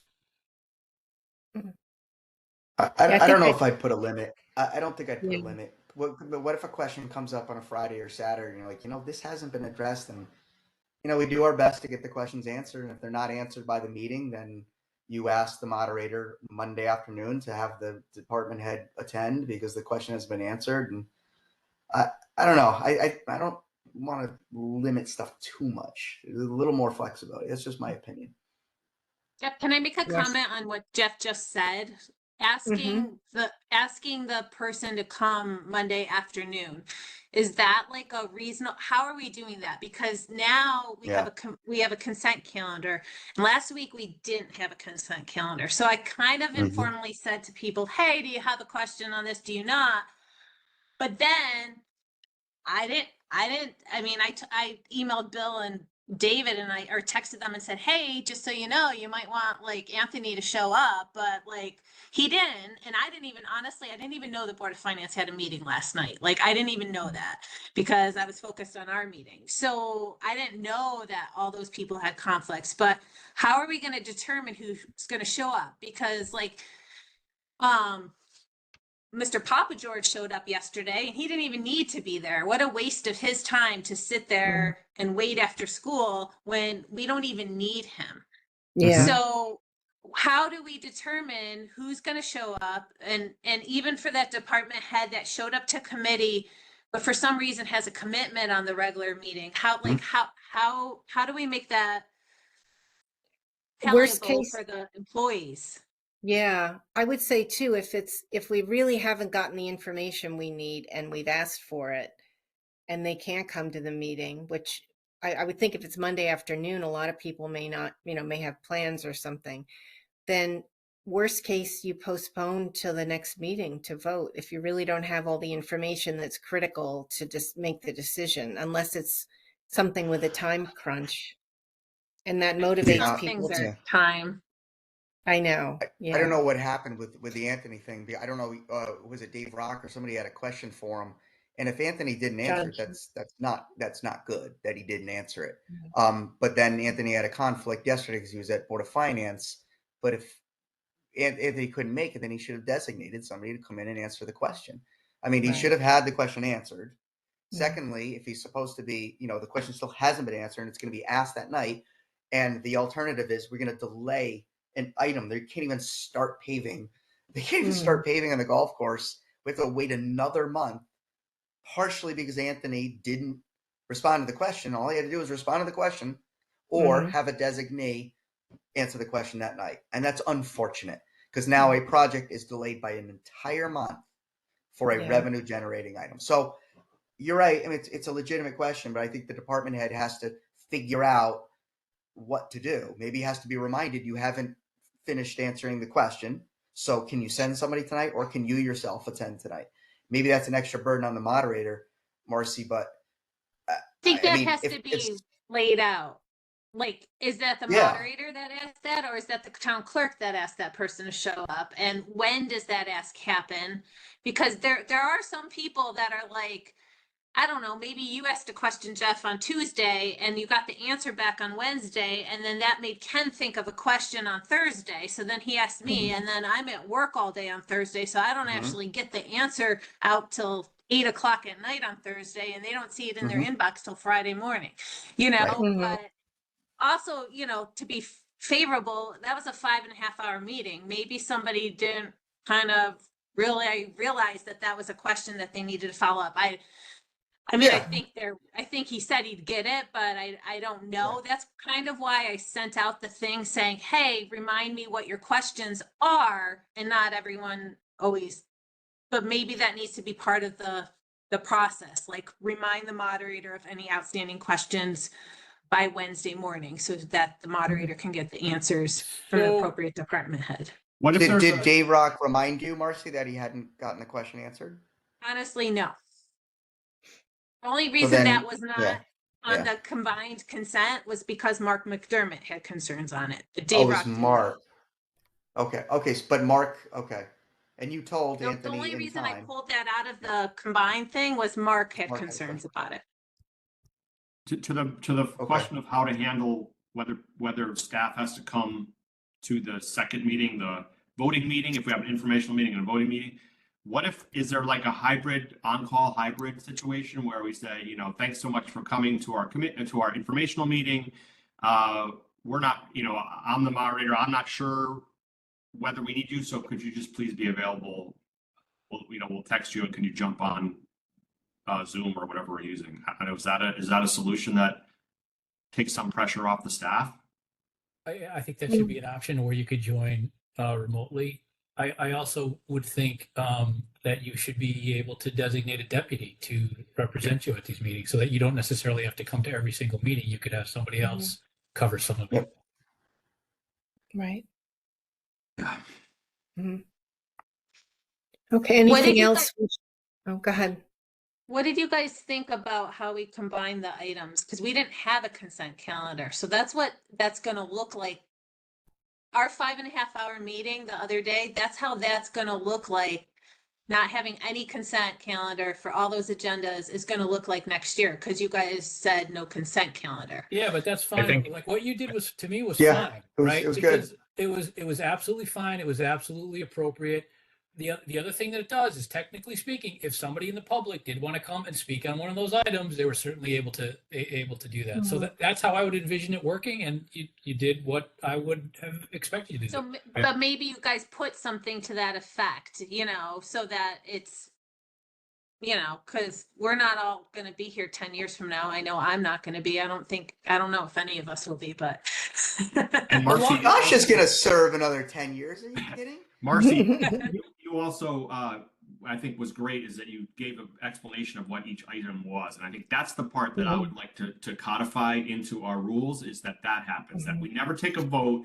Even in the same situation, if we waive the reading or something, like it's always good for the moderator to give a roundup for anybody who's paying attention of what the gist of this item is. So I think that's something I would like to see us codify. Can I ask another question too along those lines? I agree, Josh. Yeah, and this is something that occurred to me on the basis of the meetings the last couple of weeks. Do we have the ability to limit the number of topics or the number of agenda items? It's kind of out of our control because there's certain things that have to be like approved within a certain time period, 30 days from when it sits on Betsy's desk, for instance.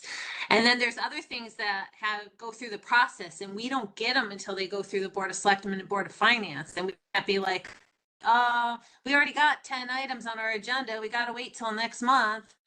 Like, and unfortunately, this is a busy month because it's bonding, but. And I know we have, I mean, you know, this was kind of like an extreme month. I get it. And, you know, in my time, I haven't seen one with, you know, like 24 items on there. But were any of those items, like they had to be approved like that? You know, Traditionally, like it's the way the capital program, you know, has to go for bonding. It's always been a March meeting. It's prior to when the RTM discuss the budget, and it has to get in the pipeline for the ban and bond sale that we usually have in, you know, June or July. Yeah. And maybe there's not a solution, but I would like us to give some thought to somehow perhaps like just limiting the number of topics.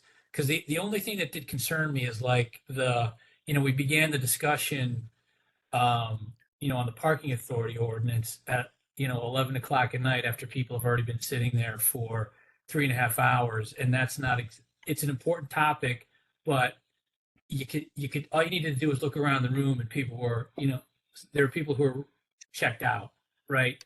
I don't know if, I don't have any answers, but if as a group we could just give that some thought, maybe think about it, you know.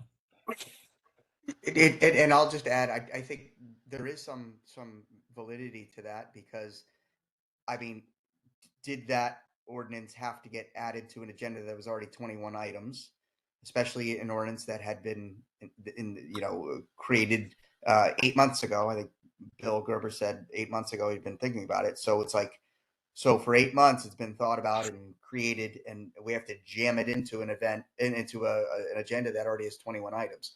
To your point, Ken, yeah, there was a lot to put in. So not only was it a lot the other night, a week ago, I mean, it was ridiculous. We started at 11 o'clock. It goes for another 2 hours or hour and a half. And then last night it was a lot.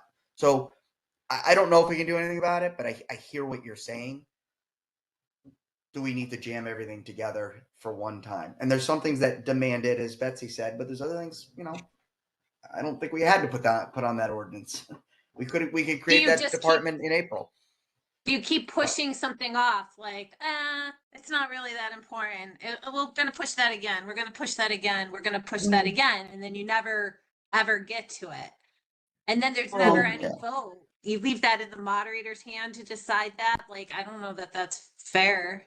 I think it's our role, and we shouldn't push anything off unless there's a really good reason, because our role is to address these things in a timely manner. So Yeah, the town can. Yeah, and I mean, and you never know what could all of a sudden, you know, devolve into an hour Q&A, right? See, so I grant that you never know what can happen, but I do think if we can just think about, are there ways we can kind of put some structure around that? Because I do think, Karen, to your point, I think things are important, and I think we want people fresh and engaged and not like sitting there at 11, 12 o'clock at night, like, I just want to get the hell out of here, and I don't care what happens. There is a method in there already. We don't have to vote to to take up items after 11. That's not in the committee meeting though. Yeah. It only says the regular, so switch it and Well, put it in we the we have the information. power to write it into whatever we want to write. Yeah. it. We do, Josh. Then maybe we do that, too. maybe that's a way to do it. There's a Maybe cutoff. that's a way to do it. Maybe that's There's a cutoff. I think and it's a if great that's it, idea. you gotta come Great back the idea. next night. Whoever can make it, you gotta come back the next night if you can't complete the agenda by a certain time. But I mean, like right now, I've already, I monitor what's coming from the Board of Selectmen and Board of Finance. I have the 1.5 million in bonding for the course that we have to consider now. I've got something from conservation, and I think I have another thing from recreation. Yeah, we have and those items. Board of Yeah. Board of Selectmen and Board of Finance, I don't even know what will be on their agendas in April yet. But I already start drafting as soon as last night's over.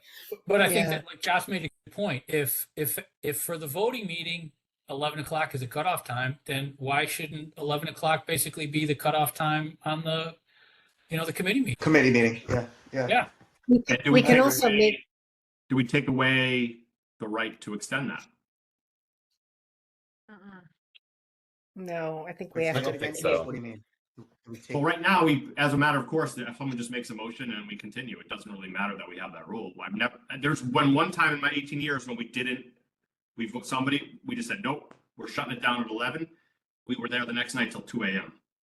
So that's, Jeff, were you But on? something as big as the parking authority. I mean, that was a huge item. Yeah. Maybe we could have pushed that to the next day.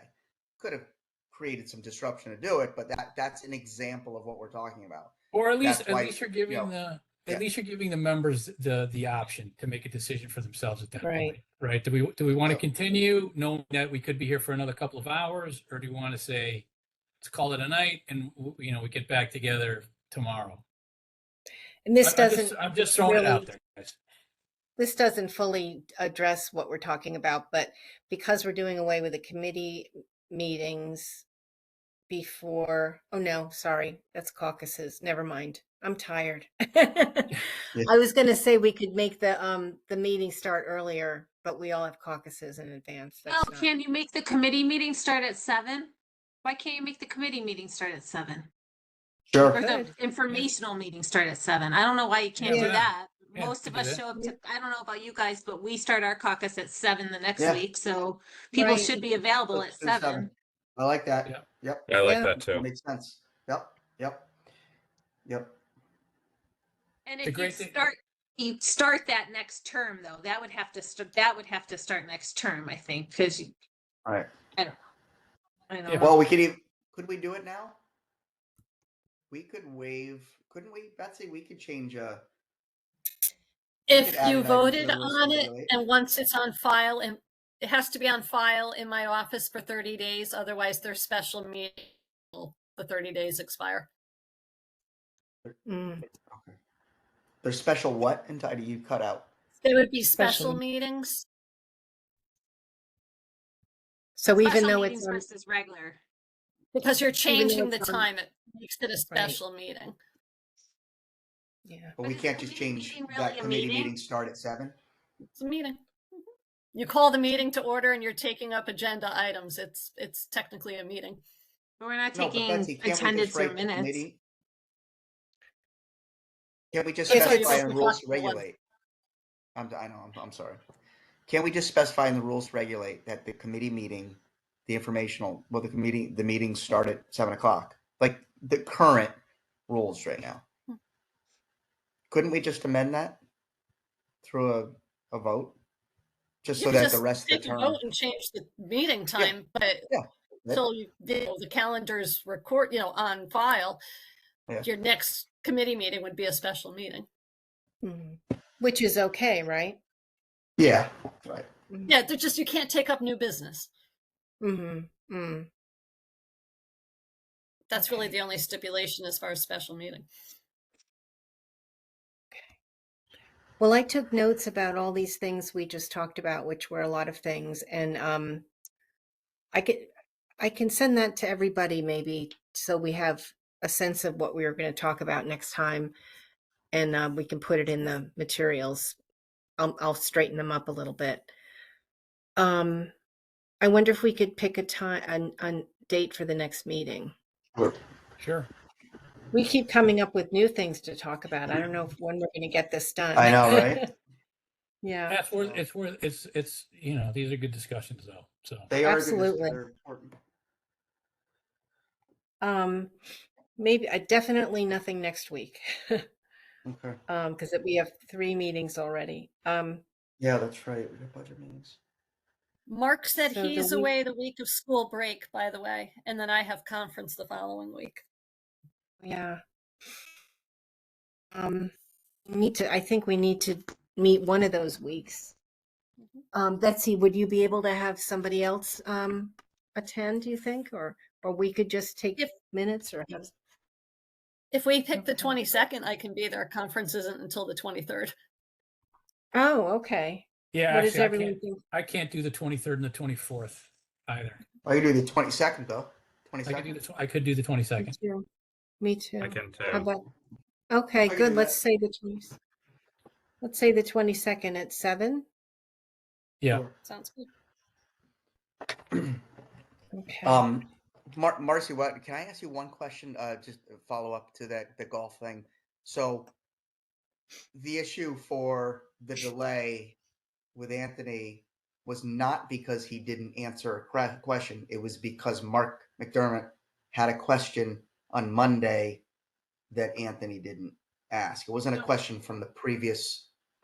I didn't make the motion to delay it, so that was. No, I know. I'm just. It was John. No, it was John. It was John Kuhn. John So Kuhn. he had questions about the various surfaces that could be used. He had asked Anthony that. So Anthony When did did not. he ask Anthony though? The previous week or that day? Yeah, this is he just asked- goes into our Committee. discussion. He asked at the informational meeting. Okay. We're now calling the Okay. informational meeting. So he Okay. asked at the informational meeting. Anthony did not respond to him, and so that he made a motion to postpone Okay. until he got a. So it until he wasn't got a Mark. response. It wasn't Mark No, McDermott. then. No, it was what not I Mark. said was Mark was the only reason I didn't group that in with all the other things that we voted on simultaneously was because Mark said he had issues with that and he may have questions. Okay. But Yeah, honestly, okay, so no one yeah. else told me that. So maybe you want to put it somewhere like you will inform the moderator if you have concerns on any of these items so that the moderator could properly notify the appropriate Yeah. people to show up. I don't know. Yeah. I think that's kind of what I'm getting at is Yeah. is let people know, or if your question has not yet been answered. Right. Yeah. Because it's either hard. one. Yeah. It might Yeah. be hard for that department chair to remember that was asked or they thought it was answered and it wasn't. So if you have an Mhm. outstanding question, it should be the RTM member's responsibility to follow up with the moderator to get it answered. Yeah, I agree. Is there a world where we want the deputy moderator to keep track of all the questions that we are expecting answered? I mean, there are sometimes questions that fly that our answers may or may not be expected. It's kind of unclear.